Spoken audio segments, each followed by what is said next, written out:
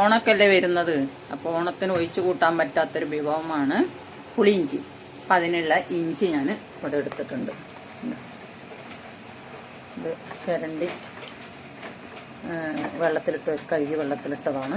അപ്പോൾ അത് വാരിയെടുത്ത് അരിഞ്ഞെടുക്കാം. അപ്പം അരിഞ്ഞെടുക്കാം. അതുപോലെ കുറച്ച് കട്ടിക്ക് അരിഞ്ഞിട്ട് പിന്നെ ചെറുതാക്കി അരിയണം. അതുപോലെ എല്ലാം അരിഞ്ഞെടുക്കാം. അപ്പം ഇതുപോലെ ഒന്ന് നല്ലോണം ചെറുതാക്കണ്ട, ഇത്ര നീളത്തിലൊന്നും കൂടെ അരിഞ്ഞെടുക്കാം.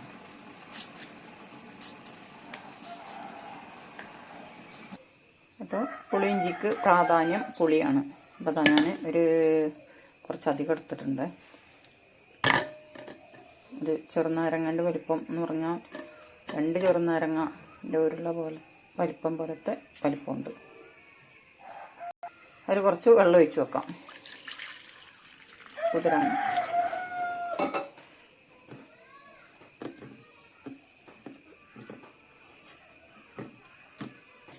എന്നിട്ട് ഞാനിതാ ഇതുപോലെ അരിഞ്ഞെടുത്തിട്ടുണ്ട്. ഈ വലിപ്പത്തിൽ ഇതിന് വറുത്തെടുക്കണം. ഇതും കറിവേപ്പിലയും കൂടെ വറുത്തെടുക്കണം. അപ്പോൾ അത് ഞാൻ ചട്ടി വെച്ച് കൊടുത്തിട്ടുണ്ട്. ഒന്ന് ചൂടാവട്ടെ. അത് ഇഞ്ചി വറുത്തെടുക്കാനുള്ള എണ്ണ ഒഴിച്ച് കൊടുക്കാം.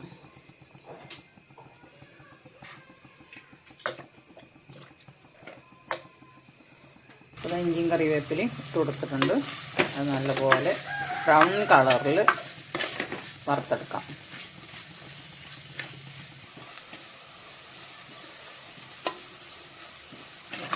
ഇടയ്ക്കിടയ്ക്ക് ഇങ്ങനെ ഇളക്കി കൊടുത്താൽ മതി. എൻ്റെ മൺചട്ടി ആയതുകൊണ്ട് ഇങ്ങനെ ഇടയ്ക്കിടയ്ക്ക് ഇളക്കി കൊടുത്താൽ മതി. എപ്പോഴും തന്നെ ഇളക്കിക്കൊണ്ടിരിക്കണമെന്നില്ല. നമുക്ക് വേറെ എന്തെങ്കിലുമൊക്കെ പണി ചെയ്യുന്നതിൻ്റെ കൂട്ടത്തിൽ ഇടയ്ക്ക് ഓരോന്ന് വന്നിട്ട് ഇളക്കി കൊടുത്താൽ മതി.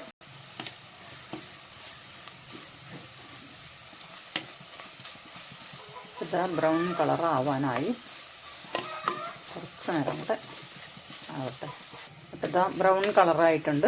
ഇനി കോരി മാറ്റാം. അപ്പോൾ ഇതാ കോരി മാറ്റിയിട്ടുണ്ട്. അപ്പോൾ ഇതൊന്ന് നിരത്തി കൊടുക്കാം. ഒന്ന് തണുക്കട്ടെ. അപ്പം ചൂടായിട്ടുണ്ട്.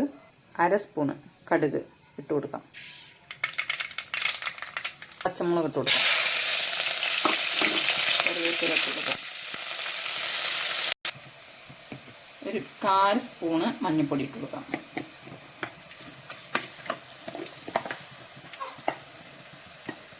ഒരു 3/4 സ്പൂണ് മുളകും പൊടി. നല്ല എരിവുള്ള പച്ചമുളകാണ് എടുത്തത്. ഒരെണ്ണേ എടുത്തിട്ടുള്ളൂ. അപ്പം നിങ്ങളുടെ കയ്യിൽ എരിവുള്ള മുളകാണെങ്കിൽ കുറച്ചിട്ടാൽ മതി. ഒരെണ്ണമൊക്കെ എടുത്താൽ മതി. എരിവില്ലാത്താണെങ്കിൽ 2 എടുത്താൽ മതി. അപ്പം ഇനി പുളി ഒഴിച്ചു കൊടുക്കാം.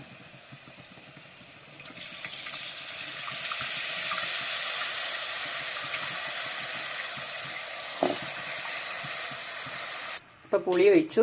ഇനി ഇത് തിളച്ച് വരട്ടെ. തിളച്ച് കുറുകണം.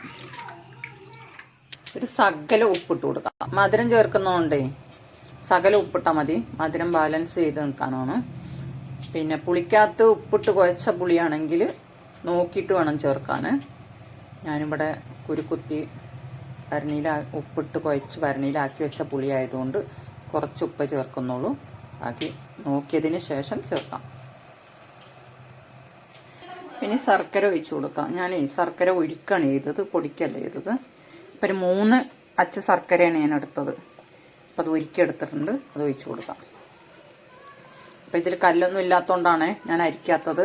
നിങ്ങളുടെ കയ്യിൽ കടയിൽ നിന്ന് കിട്ടുന്നത് നല്ലതല്ലെങ്കിൽ ഒന്ന് അരിച്ചെടുക്കണേ.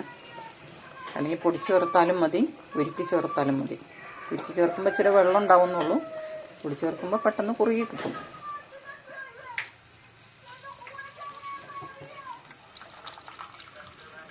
അതാ 3 അച്ച് ശർക്കര ഞാൻ ചേർത്തിട്ടുണ്ട്. ഇത് കുറുകി വരട്ടെ. ഇഞ്ചിയും കറിവേപ്പിലയും ചെറുതായിട്ട് തരിതരിപ്പായിട്ട് ഒന്ന് പൊടിച്ചെടുക്കാം.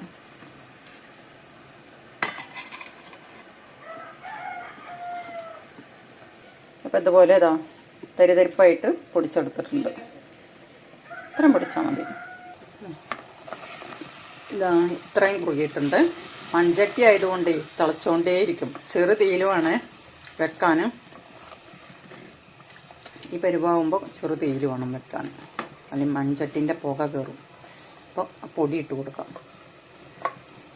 നമ്മളിവിടെ പൊടിച്ച് വെച്ചില്ലേ, ആ പൊടിയാണ് ഇട്ട് കൊടുത്തത്.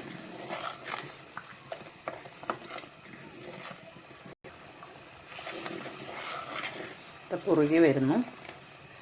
പരിപാടി ഒന്നും കൂടെ കുറുകട്ടെ. പിന്നെ മൺചട്ടിയാണ്, വാങ്ങി വെച്ചാൽ തന്നെ നല്ലതുപോലെ കുറുകി വരും. പിന്നെ എന്ന് പുളിഞ്ചി ഉണ്ടാക്കുവാണെങ്കിലും തലേ ദിവസമെങ്കിലും ഉണ്ടാക്കി വെക്കണം. 2 ദിവസം മുമ്പ് ഉണ്ടാക്കുന്നതാണ് ഏറ്റവും നല്ലത്. അല്ലെങ്കിൽ തലേ ദിവസമെങ്കിലും ഉണ്ടാക്കി വെക്കണം. അപ്പോഴാണ് അതിൻ്റെ രുചി കിട്ടുക. ഒരു നുള്ളു ഉലുവപ്പൊടി ചേർത്ത് കൊടുക്കാം.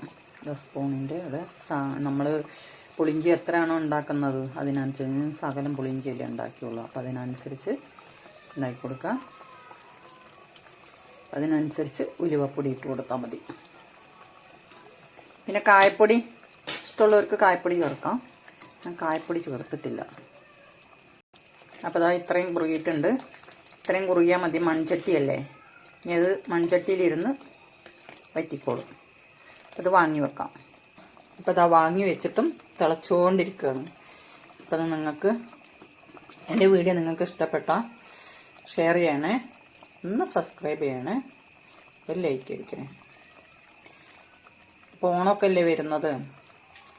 അപ്പോൾ എന്തായാലും ഓണത്തിന് ഒഴിച്ചു കൂട്ടാൻ പറ്റാത്തൊരു വിഭവമാണ് പുളിയിഞ്ചി. അപ്പം നിങ്ങളെല്ലാവരും ഒന്ന് ഉണ്ടാക്കി നോക്കുക. അപ്പം നമ്മുടെ പുളിയിഞ്ചി ഇവിടെ തയ്യാറായിട്ടുണ്ട്. സർവ് ചെയ്യാം.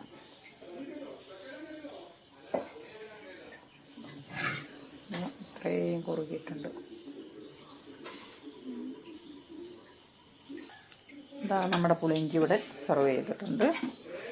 അപ്പം നിങ്ങളിങ്ങനെ ഒന്ന് ഉണ്ടാക്കി നോക്കണേ. ഓണമൊക്കെ അല്ലേ വരുന്നത്. അപ്പം നിങ്ങളൊന്ന് ഉണ്ടാക്കി നോക്കണേ. എല്ലാവർക്കും ഇഷ്ടപ്പെടും.